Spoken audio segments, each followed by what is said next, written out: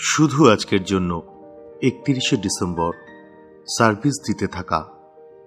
অন্যদের সাথে কাজ করাটা হলো সার্ভিসের কাজের সূচনা মাত্র। বেসিক টেক্সট, পৃষ্ঠা নাম্বার 56। আমরা এখন রিকভারিতে আছি। প্রোগ্রামের কাজ করার ফলে আমরা জীবনে কিছুটা স্থিতিশীল হয়ে উঠেছি। উচ্চতর শক্তির উপর আমাদের বিশ্বাস বেড়ে উঠেছে। নিজেদের আধ্যাত্মিক জাগরণ সুন্দরভাবে বেড়ে চলেছে। তাহলে এখন কি হবে? আমরা কি চুপ করে বসে এসব উপভোগ করব?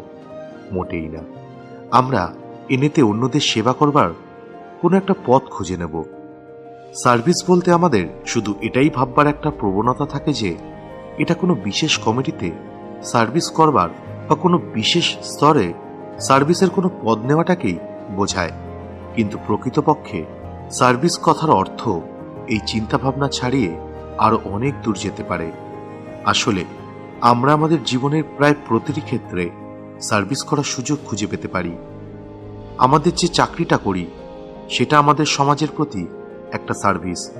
সে আমাদের কাজ যাই হোক না কেন। আমরা আমাদের বাড়িতে যে কাজগুলি করি তা হলো আমাদের পরিবারকে সার্ভিস দেওয়া। হয়তো আমরা আমাদের নাগরিক সমাজে কোনো সেবামূলক কাজও করে থাকি। সার্ভিস আমাদের জীবনে বিরাট পরিবর্তন নিয়ে আসতে পারে। এটা নিয়ে যদি আমাদের কোনো সন্দেহ থাকে তাহলে আমরা শুধু এটা কল্পনা করে দেখি না, যদি কেউই অন্য কাউকে কোনো সার্ভিস না দিত তাহলে আমাদের অবস্থা কেমন হতো।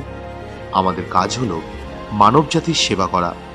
রিকভারি যে বার্তা আমরা বহন করি তার রিকভারির মিটিং রুমের থেকে বাইরে ছড়িয়ে পড়ে, আর আমরা যা কিছু করি সেই সব কিছুর উপরেই তার দাগ রেখে যায়।